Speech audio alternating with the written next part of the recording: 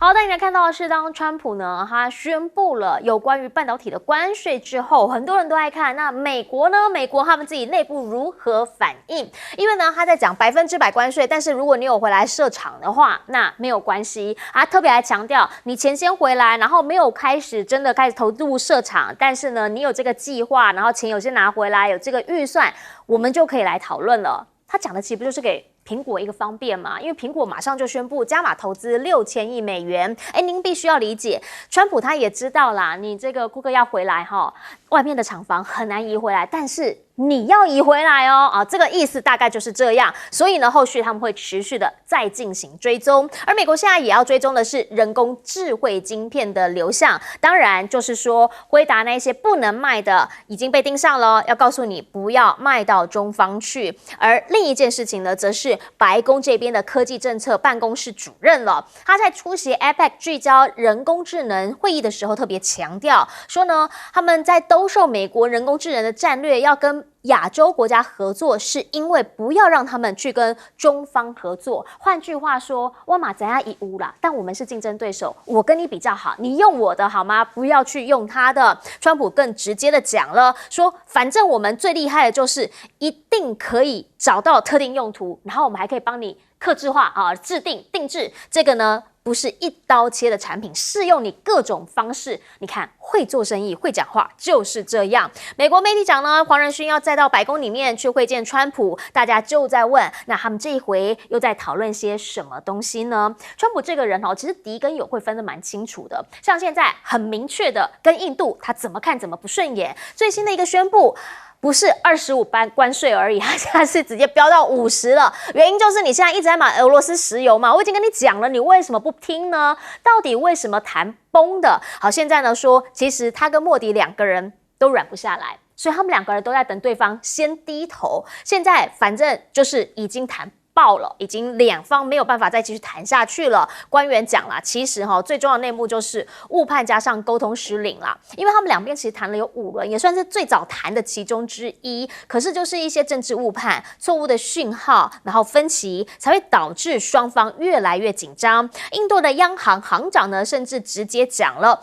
川普说他们是死亡经济体嘛？他说什么？他说呢，他们其实对全球的经济贡献比美国还要来得高。他拿出了这么一个 IMF 的经济成长率的数值出来，说呢这是强力的佐证。但你认为美国会接受，川普会接受吗？所以大家其实都在看他们到底会闹到有多僵。好，牛弹琴，中方这边的一个官媒，他们是怎么讲的？说被美国羞辱最严重的5个国家，第一个是欧盟。好，本来很硬嘛，后来软掉了嘛。第2个是瑞士，总统都去了，见不到川普又飞回去，同样呢，他关税还比上次来得更高。第3个是印度，第4个是巴西，第5个则是号称兄弟的加拿大。其实呢，对于这一局下来，莫迪现在，你也知道。他就是2边他的平衡感很好，所以他决定要去中国。你跟我不好没关系，我去中国了。睽违今年再次访中，2国关系回暖的时候，刚好是美印关系的谷底。那8月的时候要去上合峰会开会，这一切很合理嘛，因为他就是上合组织的会员之一嘛。可是8月底过去会待多久？9月还在吗？大家就想知道那个时间点的程序上面的差别。另一件事情呢，则是俄方就直接讲了你这对印度这样出手，不就是因为他跟我好吗？你不要再胁迫人家，因为呢这种方式是不合法的。至于印度的女主持人、女主播，则是直接回呛川普，听听他们怎么说。And reduce dependence on unreliable markets like the United States of America. It won't be easy, it won't be quick, but it would be in the interest of India. They may not address Trump's trade war directly, but it will shape their conversations. So join the dots. Doval's visit to Russia, Jaishankar's upcoming engagements in Moscow, and then Prime Minister Modi's visit to China. The message is consistent. 好，你想想看嘛，8月底，莫迪去到中方，然后呢，9月初，这个俄罗斯的普京也要去中方，中俄印好像要在一起了，所以现在川普告诉你了，中方啊，你要是看看印度这样子哦，如果你再这样下去的话，我不排除也对你采取同样的手段哦。你们再买俄罗斯的石油试试看哦。哎，好像这个他手上又有关税的另一种使用方式了吗？回过头请教一下邱毅委员，您会怎么样来看？哈，毕竟他什么都谈关税，但是也是生意人呐。反正呢，我讲关税，我重要的是什么？是要你钱回流。所以苹果这一次可能会放过一马。我来谈谈黄仁勋啦，哈。我们在国际投资上有8个字，叫做入国问禁，入境问俗。前面一个禁是禁止的禁，禁忌的禁。你进了这个国家，要知道它有什么禁忌。那你入了这个国家的国境，你要知道它有什么样的民俗风俗。这是8个很重要的国际投资的法则。我认为黄仁勋这一点做得非常的好。其实黄仁勋现在的处境非常的困难，他就像个夹心饼一样。美国有议员就说，希望能够把黄仁勋这个 AI 晶片里面要植入追踪系统。那这一话一说，马上让大陆的网信办就盯上了，于是就认为他有潜在的安全风险。要调查他，可是就黄仁勋来说，他也很紧张啊，因为他要卖到大陆的 H20，现在已经被华为的升腾910C 已经赶上了，而且它的生命周期只剩下半年的时间，此时不卖更待何时？所以要争取时间，分秒必争。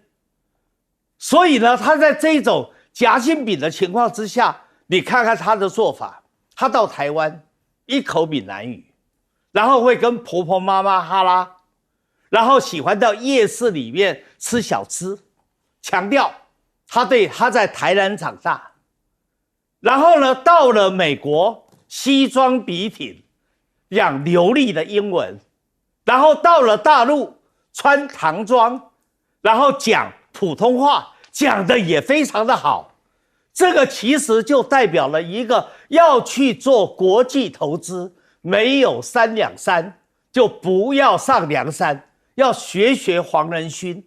他在夹缝中这么困难的情况之下，他都能够用他的能力、他的适应，他杀出了一条血路。当然，这条路非常的辛苦。好，接着我谈印度，这是一个非常有趣的历史。我不知道大家有没有看过一个名片。叫做上错天堂投错胎，一说看过的人可能都泄露了年龄了哈。我们在座2位可能看过哈，对。那里面的男主角呢是华伦比提，华伦比提里面有一句话，他说啊，我不是打一场球，我是打一个球技的球。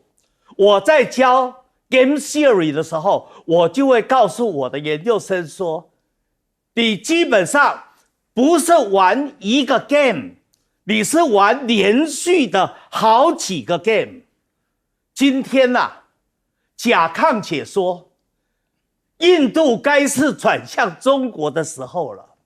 要转向中国这么容易吗？印度过去的诚信记录很差啊。如果你是连续好几个 game 的话，那印度怎么转向中国？中国会信任你印度吗？所以莫迪已经决定说，8月底他就要到天津参加上合组织的峰会，然后紧接着9月3号到北京，他要跟习近平、要跟普京见面，然后呢3方会谈。他脑袋里面想的是什么？当然是想借着中国跟俄罗斯中俄联手，再加一个印度，3个人同框来给川普制造压力呀。这个就是所谓的破裂爆场，告诉川普说，我没有你，我就跟中国俄罗斯联合。可是川普本身他对印度也有他一定的压力。例如说他的压力是一波一波的来。一开始因为他不肯，印度不肯开放市场，25%关税，紧接着又进俄罗斯的石油，又加25%关税。今天川普又说了，参加金砖系统再加10%，是，然后8月8号，如果俄罗斯没有上谈判台，去跟乌克兰谈俄乌停战的协议，那可能就要进行2级制裁，印度要被加。所以在这种情况之下，印度本身因为过去的诚信记录太差，使得他在谈判上就落居了下风。来请教一下杨老师，因为印度真的是太有趣了。印度真的太有趣了，我去过4次，我最后还是拉肚子哈。是的部分，其实啊，印度现在应该算世界第5大经济体，它的整个名目 GDP 已经接近4兆。那 IMF 是预测它到今年年底可能会超越日本，成为第4大经济体。哦，只是可能，但是当然这个意义只不过是一个整体，因为它毕竟是世界上第1大人口大国嘛，哈。那可是他不愿意开放市场，他找了许多理由，因为印度的农业人口占他全部的人口42%，这个在大国里面是非常少见。哦，绝大部分人其实都是个位数。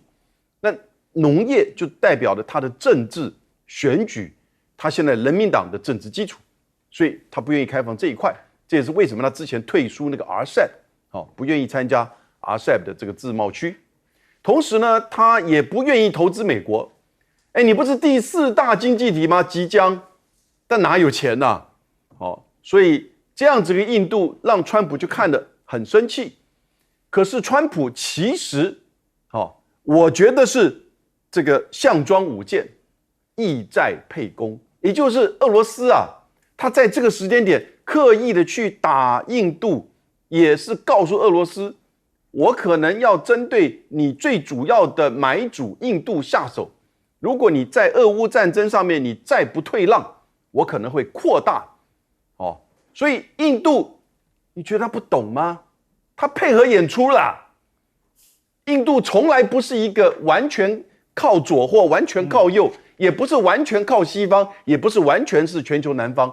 他自认为自己是全球南方的代表，他不喜欢中国在抢他的这个光芒。可是呢，他又没有能力去照顾任何全球南方国家，他的经济发展、他的政治的这个模式，全球南方也瞧不上，因此呢，他就不断的摇摆，这就是一个摇摆的。那但是呢，他很知道，他也配合演出，所以不要认为印度莫迪要去上合会，或者是去就是G20，或者是去93就表示说他转向全球南方，他转向金砖组织，他转向中国大陆，千万不要误会，他转向永远是他自己的利益。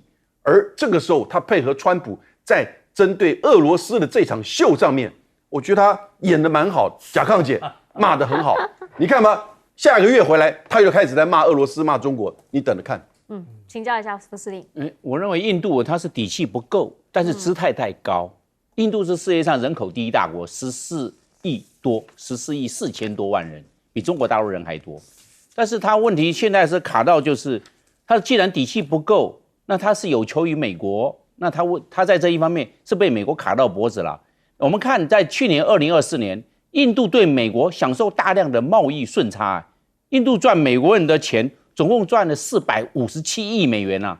当然，印度需要美国的市场，你这就是因为印度对美国有所求，那川普刚好抓到这一个，你就是要求要赚美国人的钱，占美国的市场啊。他当然，美国在这一方面讲话就会比较强势啊。那印度是不是要调整？印度总理莫迪并没有做一个适度的调整，所以他是有所求于美国，有3个可以知道的。第二个，我们可以知道，他的军武对美国的需求，他希望印度也曾经想要买美国的 F-35，但是我们知道印度的系统，它是俄罗斯的苏凯战机跟米格战机嘛，是，还有像哪里呢？像法国买标风战机跟幻象战机嘛，也像以色列买无人机，但是像美国买，现在指的美国只卖给他发动机，并没有卖给他飞机，是这个样。对，他对美国在军武上也有所需求啊，但是问题是印度的姿态并没有做调整，姿态太高，那美国在这一方面可能就利用这些就抓到了。另外我们知道印度第3个是能源的需求，所以他这一次大量向俄罗斯进口石油。问题是印度不是光进口石油给印度用，他从俄罗斯进口石油转卖，他赚钱，因为俄罗斯因为俄乌战争嘛，他需要钱，他就把这个印度的需求，他尽量供给需求，印度刚好大捞一笔，他就转口卖给其他国家，赚一倍，因为它的价格是比一般行情价格还要低1/3。你看，哇，差很多哎，低1/3的行情，印度拿到这个石油，当然可以大赚特赚啊，他根本不甩美国。但是问题是，印度因小失大，赚了石油的钱，因为他转手赚了一手钱，但是问题是，美国看不顺眼啊。你这个是不是帮助俄罗斯助长俄罗斯的经济在成长，然后更有力量去打这个乌克兰，变成这个状况？所以印度这个牌出得很乱，有求于人，但是问题是它目标非常分散，让美国抓到印度的小辫子，抓太多了，所以印度是占于被动的地位。印度确实蛮有趣的哈，因为过去几次的这个上合会议，有的时候呢，这连俄罗斯坐庄他都不一定会去，但他这次主动的说他要去天津了，后续还有得看。我们先进广告。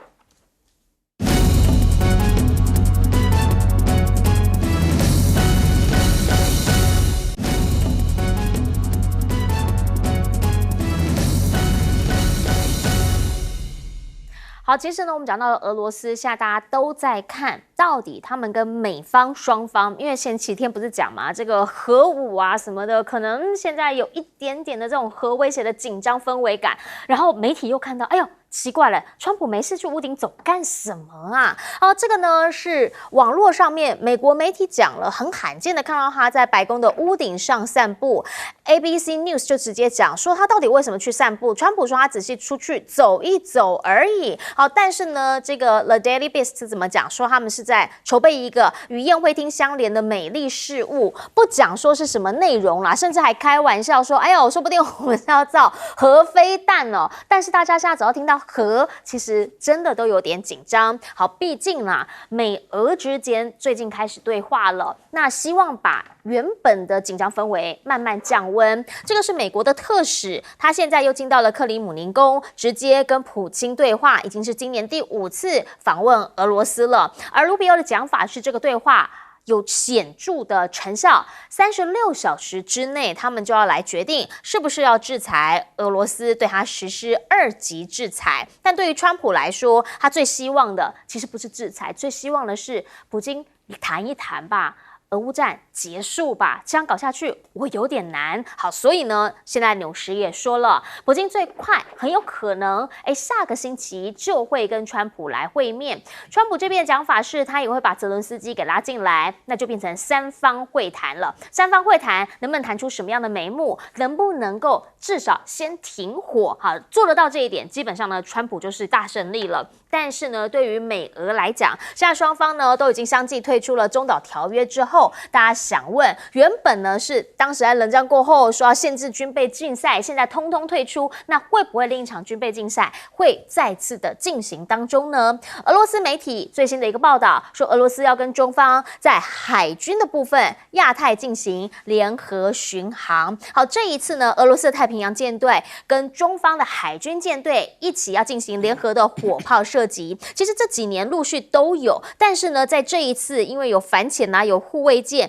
而且呢，他们在不同的水域上头要针对联合的无人艇还有无人机攻击防御，甚至最后阶段呢，还要实施搜索以及摧毁敌对的潜艇等等。这一些有一些是以前没有进行过的演练项目，现在要好好的来深入的彼此之间协调，而且了解。但是对于美国来说，它还有另一个可能比俄罗斯更棘手一些些，因为以色列现在已经箭在弦上了。来看到的是纳塔尼亚胡，据说了他是要全面的来占领加萨嘛，但他们内部其实有很多不同的意见，就连他们自己以军的总参谋长都直接讲，这个根本就是陷阱，两人甚至爆发了激烈冲突。纳塔尼亚胡的儿子呢，在社群上面大骂说，你们这个参谋长根本就是叛乱还有未遂军事政变的幕后黑手，还说呢他这个就像是那个70年代的香蕉共和国一样。但是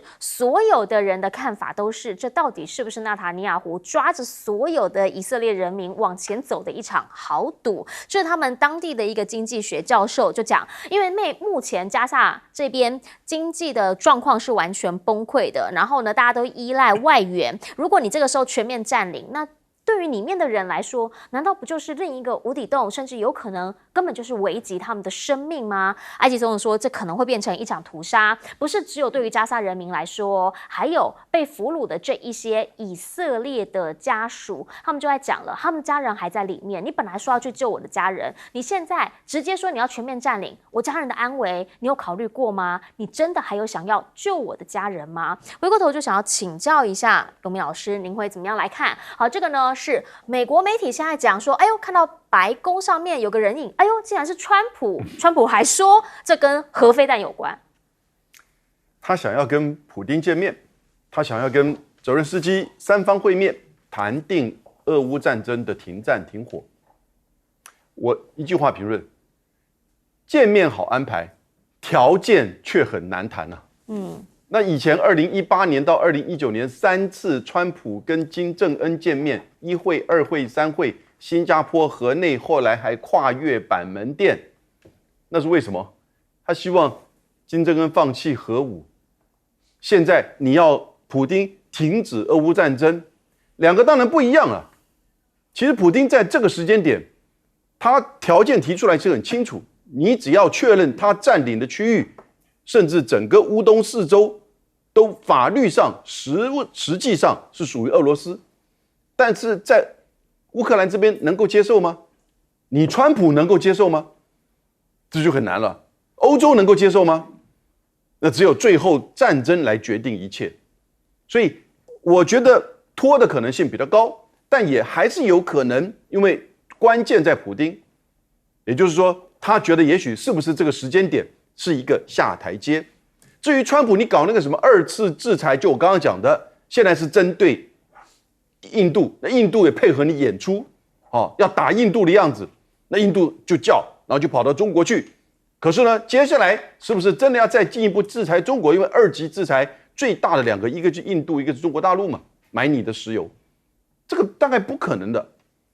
所以呢，川普这样子的一个作为，普京是不是把它视为一个下台阶？那双方可以再谈。那至于条件，慢慢的再说，这也是一个可能。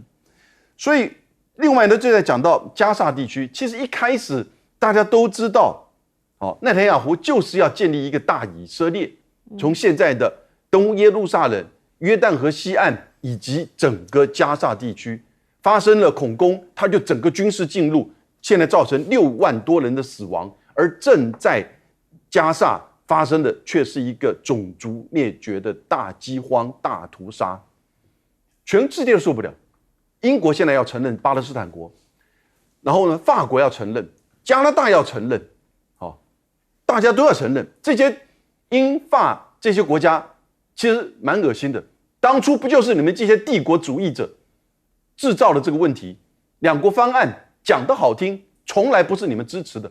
现在看到受不了的种族灭绝，你突然觉得站在道德感的这个高地，你就过来要承认巴勒斯坦国。那可是呢，屠杀还在持续的，甚至要永久占领。那你出来怎么讲？你要面对的就是川普加上内塔尼亚胡，而我们现在台湾呢，居然还跑到约旦河西岸，要去帮助以色列的屯垦区盖一个医疗中心。到现在，外交部还在那边打混水战，还不再承诺说没有这回事，停止了。你已经成为一个屠杀者的共犯。我们讲了多少次？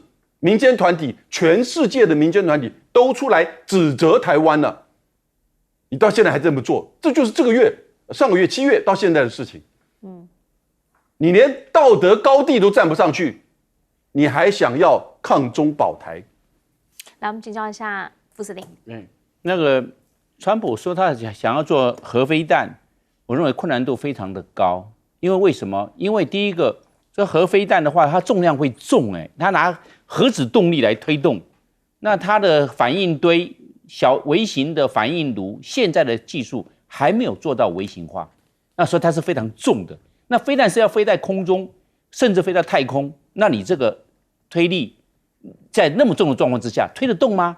推不动那个推力要非常大才能够把这个核子反应堆推到太空中所以技术问题没办法克服。第二个，风险没办法管控，这个一旦发射失败我们知道车诺比在1986年车诺比核电厂爆炸，11万人立刻受到影响，有得癌症的，有得到辐射层的，还有整个欧洲地区都受到辐射的影响，总共的经济损失640多亿美元。你看，光个车诺比而已，一个这个它的4号机的炉心熔毁，造成一发不可收拾，整个都辐射层外泄。那核飞弹要去做到现在为止，人类的科技的水准还没到达这个地步，没有办法，因为它的这个微型化条件还不够，风险太大，没有办法完成。另外，我们来看的就是这个美国、乌克兰跟俄罗斯要3方来会谈结束乌克兰战争，我认为困难度非常高，困难非常。因为什么？因为没有交集，大家来谈。俄罗斯他要把这个乌克兰的领土占掉，乌克兰要把这个领土收回，你这个没办法交集嘛，没交集，会谈是没有结果的。那我们现在来看，那个俄罗斯要把乌克兰去军事化，就是军事化，你所有军事化通通给你摧毁，不要有这个军事上面的这方面，可能要变成一个中立化，或者不是变成一个无军事化的一个国家，变成乌克兰变成这样，乌克兰也不愿意啊，这是交集没办法达成呢。最重要，我认为战争补偿。今天俄罗斯的战争补偿是因为占了乌东地区12万平方公里，作为俄罗斯损失的战争补偿，它可以。但是变成乌克兰怎么办？战争补偿在哪里？死了老百姓跟军人死了几十万人，死伤几十万人，怎么补偿？失去的乌克兰的领土，那怎么补偿？360兆，12万平方公里土地，相当于360兆台币。哇，那是不得了！我们讲到兆，都已经讲到100兆去了，不是个位数的兆，360兆台币耶，这怎么去补偿？另外一个，乌克兰欠美国，乌克兰欠欧洲国家4000多亿美元呢，怎么还呢？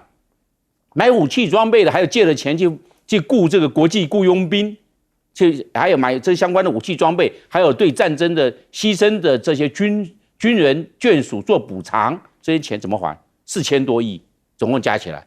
所以我在乌克兰来看，乌克兰整个国家都完蛋了，他愿意接受吗？他愿意接受这3个条件：死掉的这个牺牲的性命，失去的领土，失去这个欠了一屁股的国债，怎么去还？所以乌克兰最惨。所以我们来看啊，那乌克兰也不可能让，一让，那泽连斯基当初为什么不早点停火，造成现在的整个状况一发不可收拾，三个全输，变成这个状况啊？所以我看，在没有共识的状况之下，想要达成停战谈和还没那么容易。是，请教委员。川普跑到白宫的屋顶去散步，正好符合他的政治性格吧。川普本来就是一个极端自恋的人，而在这一次，他以关税做武器，打关税贸易战，也获得了相当高的斩获成果，所以他自得意满啊。所以在白宫的上面表现一副君临天下的样子，这很符合川普的性格。他本来就认为他是美国历史上最伟大的总统，但是现在大家最关心的问题是8月8号马上到了，本来川普给普京的期限是50天，后来缩减到10到12天，后来又缩减到8月8号。8月8号转眼就到，8月8号会不会像《纽约时报》讲的一样，会有3巨头的会面？所谓的3巨头就是川普、普京跟泽连斯基。我认为100%不会。为什么不会？因为普京根本不承认泽连斯基现在政权的合法性嘛。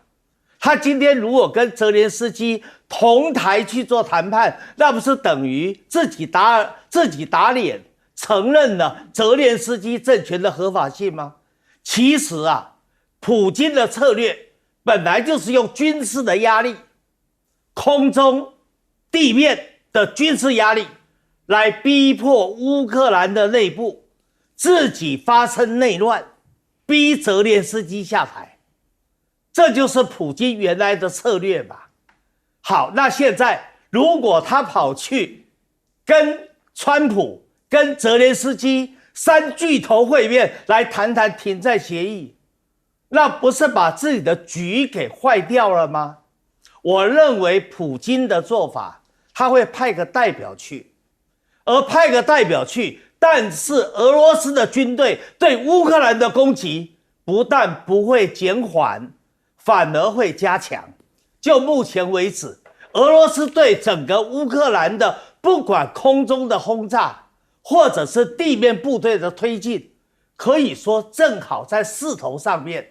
乌克兰每天的伤亡非常非常的大，只是现在俄罗斯不愿意采取所谓的速战速决的方式，他就慢慢的推进，让乌克兰自己乱自己倒，这就是普京现在的策略嘛。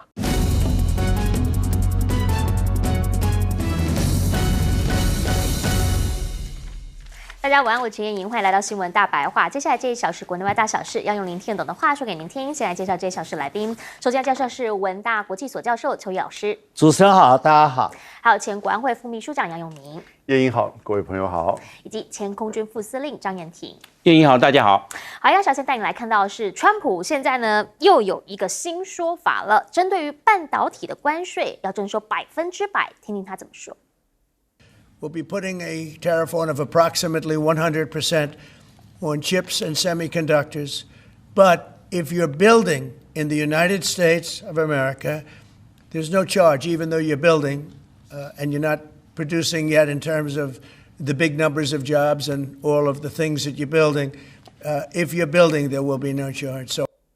好。研究了这么久，结果他现在告诉你，你只要来我这边设厂，即便你还没有真的已经开始提供了工作机会，反正你只要有要来投资，有要来设厂，你就不用缴那个100%的关税。讲完之后呢，台积电今天行情不错哈，因为他渴望就因此而获得豁免。好，可问题来了，台积电还有另一个重点。前几天，昨天其实就昨天我们听到他讲说，接受专访的时候说3000亿美元嘛，台积电要投资3000亿美元，结果呢，现在说是要投资2000亿美元，但不管是3000还是2000，反正现在都是比他当时的1650要来得多。那台积电现在的状况是什么？是确定已经100%豁免了吗？川普他现在讲叫做，如果没有兑现承诺，那我就会追讨先前所有关税。可是针对于这一局，台湾需要知道的还有更多，因为呢，前几天不是有一位前这个川普任内的官员惠顿写了一篇文章，说台湾失去川普吗？结果您看看，今天一出来，马上好多幕后报道或是专家独家的报道。这个幕后报道说什么？说后面有讯息操作链刚刚好。这个呢，也是陶本和 ET Today 的记者写的，这个呢是自由时报写的，两篇的内文呢都是说有资安人士接讯息传播链，然后呢一提到资安人士时间点有，然后写上国民党特使翁履中老师，然后发表了什么什么，后面又会写一个国民党认证侧翼一级嘴炮技术室，你去看他的内文。真的很像上面这一篇跟下面这一篇内文怎么会这么像？刚刚好，他们都发出了这样的独家幕后报道。然后呢，当事人一起嘴炮技术室跳出来讲说是怎样啊？媒体朋友用赖把我挖起来，我在睡觉把我挖起来。他一看到说这些人把我打成国民党侧翼，他超火的。为什么超火？第一，现在怎样攻击政府就是反对者吗？第二。你要知道，人家本来还曾经当过这个民进党的县长的机要，彰化县的机要，那这样子的话，你用同样的方式来讲他是国民党，他很生气呀。现在到底民进党他们是用什么样的一个方式在进行当中呢？媒体上面的操作，你又应该要如何解读？因为呢，前几天也是这一家然后发了这一篇文章，然后呢这一张照片出来说，比亚迪的代理商呢宴请立法院的高层，但是问题来了，黄国昌去问了那个高层说是三立的主管邀约的。三立呢当天其实有做新闻也有做很多这个都是他们的镜面，包括说什么谁谁谁现身惹意还说事前不知情问号，只是朋友吗？好，可问题是当他们这一些讲完之后，大家也想问，如果真的是有知情的话，那为什么不让主管自己出来澄清呢？三立下的声明是讲说，有一些人说什么同业设局那些都是荒谬的揣测。可是这一位汪杰明大哥出来告诉大家说，他看完报道，他认为比亚迪事件是告诉大家一个事实，台湾并不是都是绿媒，真正本土化的电视台只有一家他讲的是民视，其他人是为了利益，什么都不是价值，是又开始往内互打起来了吗？到底有没有办法让我们的赖总统知道一些比较真切的讯息？这一位啊，这个呢是来自于日本东洋经济他们的一个报道当中呢，特别提到了台湾总统赖清德的去杂言论呢是个大问题，对反对党的清除也失败了。他现在呢可能需要更多的对话，还有更多的想象，好，包括了内部的对立跟罢免，包括了团结跟对话的挑战。但这是不是赖清德他在思考的，还是他现在依旧没有抓在这个方向轨道上？回过头请教一下邱毅委员，你怎么样来看？好，这个呢是川普现在终于讲了，半导体只要你有在我这边设厂，100%关税你就不用课。我觉得川普把这个问题想得太简单了。为什么美国很多的企业要往海外来设厂，要进行全球分工，要进行全球布局？为什么美国的制造业会逐渐的衰败？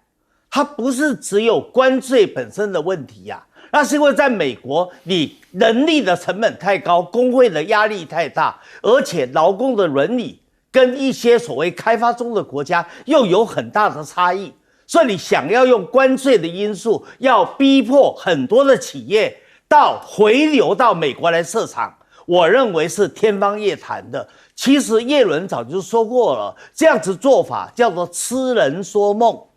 而现在川普基本上他在想用关税来让制造业回流，我认为最后会尝到苦果。好，那么紧接着我要谈到惠顿的这一篇文章。惠顿这篇文章啊很有趣，其实他在不凭什么东西呢？2016年年底的时候，那时候惠顿在叶望辉的公司里面，他不是就曾经安排了当时刚选上美国总统的川普跟蔡英文通了一通10几分钟的电话，大家可能都记得那个场景。蔡英文带着吴钊燮跟李大为，然后跟川普，当时是后任总统的川普通了这通电话。从此蔡英文就告诉台湾的人民说，台美的关系非常的好，他在历史上有一个重大的突破。而惠顿认为说这是他的功劳，可是那个时候的驻美代表是高寿泰，后来高寿泰离开了，换成了萧美琴。为什么这个惠顿的文章里面对萧美琴会这么不满？他就是认为萧美琴上台以后，担任驻美代表以后，他把这些公关资源，他认为他有功啊，他对你台湾有功啊，他应该要分多一点啊，但是没有啊。萧美琴把资源给分散了，就像当年的邱毅人的做法一样。本来李登辉时期是卡西迪一家独大，然后邱毅人一接手驻美代表的话，他就化整为零了，让大家雨露均沾了。萧美琴也是如此啊，可是惠顿就不高兴了，所以惠顿现在他就批判了，说你赖清德政府，你既不懂美国，也不懂共和党，也不懂川普，你更不知道如何跟川普旁边人接触，所以连川普当选总统，你道贺的电话都打不进去，以至于现在的台美关系遇到挫折。他特别举的例子就是赖清德想过境访美，想要经过纽约，想要从达拉斯出来，但是事实上最后批准不准不让赖清德去过境访美的是谁？依照惠顿的说法，就是川普本人。好，惠顿的文章里面有很多是值得参考的。赖清德对于怎么经营台美关系，说实话是一片空白，是非常外行的，所以才会去邀请庞佩奥，然后去邀请彭斯，邀请伯明到台湾来，这些人都是川普非常痛恨的人。另外的，到了夏威夷过境的时候，他竟然通电话的对象就一个人叫裴洛西，而裴洛西也是让川普咬牙切齿的人。好，也就是说，今天赖清德没有扮演好做川普的舔狗的角色，但是我认为，作为一个台湾的总统，你为什么一定要做美国的舔狗呢？你不能站起来堂堂正正的做个中国人吗？你为什么一定要去跪舔美国呢？你为什么一定要去迎合川普呢？去配合川普，讨好川普呢？这是我感觉到心里很不平的地方。我最后几句话。至于《镜周刊》这个新闻，比亚迪的事情，那根本就是挖坑设圈套嘛。他的目标就是江启臣，他就是要把江启臣抹红，告诉你说江启臣跟比亚迪跟大陆的企业是有勾结的，他有卖台的嫌疑，他的目的就在于这样吧。而自导自演的痕迹太重了。这一个三立的高层主管不就是陈长宏吗？陈长宏在早期的时候也帮大陆的广东卫视在台湾，然后找摄影棚去拍他广东卫视所需要的节目啊，代表他是游走在两岸之间，跟张荣华一样啊，就是个投机者，就是个两面人啊，所以这完全是一个社局要去抹红江启臣的做法。我早就提醒过了，这一次823的第2回合的大罢免，重点精准就在于江启臣。因为赖清德把江启臣的能不能顺利的罢免，视为2028年总统选举的前哨战。来，请教游明老师。川普说半导体关税100%，但如果你在我美国设厂，那就算你在盖厂的过程当中，你的半导体还是可以免掉这个100%。这个好多种解读，至少3种。第一个就是。当然，只有在我美国做的半导体才是免税的，这当然因为是美国货嘛，所以只要外面进来的就是100%。但他的说法是，如果你在我美国盖厂，所以这段期间，你台积电举例而言，在台湾做的进入到我美国可以免到这100%。第二种，那第三种就是，那等你厂盖完了，接下来你在台湾做的入到美国的之后怎么办？这个当然，也许这个还是很久远的事情。可是呢，就表示说他的说法其实很不确定，千万不要认为什么是确定的。就连日本那个15%，突然一夕之间发现到，哦，原来是把之前的往上加累，哪有这回事？那韩国不是这样加累，日韩之间可以有这样子的差别，代表着川普的团队极其的混乱，而他自己的关税现在也其实不是很确定。不一定要跟他随之起舞。至于台积电从3000亿变2000亿，我其实要抱一个保留哈，因为一直在讲他们美国希望台积电去入股投资英特尔，那49%带钱，而且要带技术进去，可是呢，经营权是英特尔美国的厂，所以这就会变成问题。魏哲家一直在说没兴趣。可是这个传言一直不断，那我觉得美国还是会持续有这个压力，一定要注意到。而最近东京威力科创，它的员工是前台积电的员工，要窃取台积电2奈米的制程技术。东京威力科创公司今天发个声明说，我们自己的机密没有损失，我现在已经把涉案的员工解职，会配合调查，好像跟他无关啊。今天如果是一个大陆在台湾设的企业，台湾的政府、司法、媒体会怎么看？都是一样的商业机密的问题嘛。我觉得司法不要轻举轻放哦，因为过去要针对台积电的这种商业机密的偷窃太多了，你怎么见到不同的人、见到不同的国家，你就矮一截呢？至于惠顿所写的都是事实。川普其实不喜欢赖清德，那我觉得3个层面。第一个，人的问题，用的人不对，台湾这边用的人不对，什么国安团队？第二个，你在美国那边用的人不对，什么公关公司？人不对，什么都不对。第二个，结构出状况，因为过去我们对美国做外交都是国会议员，然后呢智库。也许有一些公家这个政府单位，现在对川普政府而言呢，国会议员没有用了。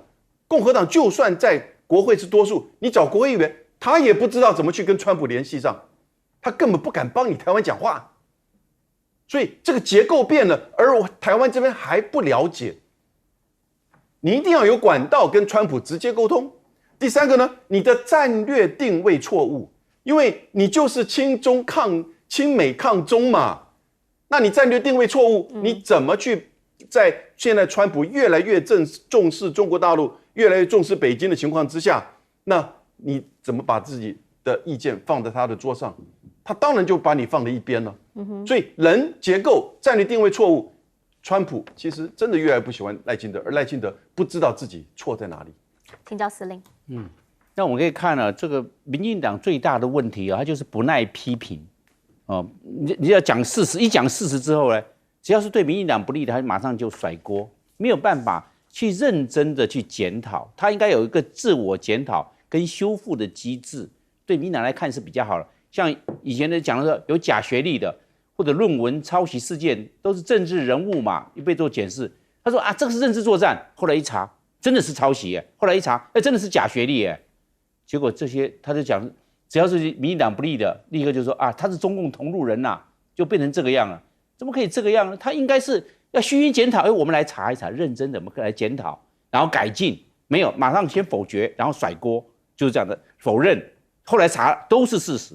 第二个，我认为这个是那个民进党控制媒体是太，我不知道，几乎全抓了80%、90%的媒体，通通都变成绿媒。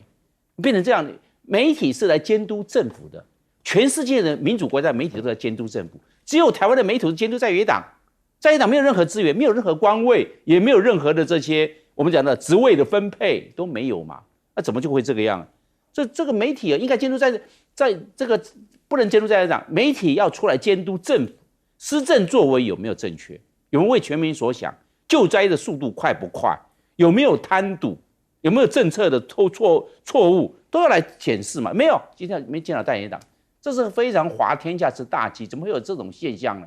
所以呢，民进党最重要，他现在还有一个很大的问题，就是说不愿意跟在野党，不管是民众党也好，国民党要跟他们多沟通。就民党三不政策，对不对？他不跟在野党不对话，不互动，不沟通，三不政策，怎么会这个样呢？这个样会被一意孤行呢？他就40%的民意嘛，更要跟广大的60%的人民群众去沟通嘛。那这个现象他们这边一直走不出来，然后讲到团结，反而反其道而行。现在，所以我们可以感觉到赖清德的国安团队变成危机团队，不断的出很多的状况。他团结实讲，这荒腔走板，讲到那些杂质，其余人搞到的这个大家都这个我们叫做台湾的整个社会造成对立、分化、激化。变成这个状况，这个国家怎么可以走成这个状况呢？所以他的国安团队变成了危机制造团队，我认为赶快要把这些不适任人赶快撤换掉。好，我们先进一下广告，广告回来继续来说。